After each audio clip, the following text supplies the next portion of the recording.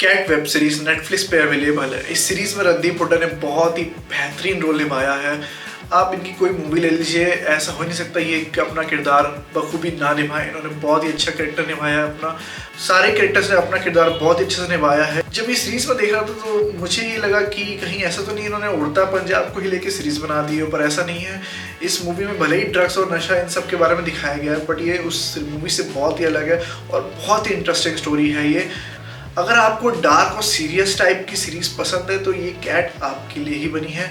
इस सीरीज को ज़रूर देखिए एक बार, मस्ट वॉच एक सीरीज़ है ये।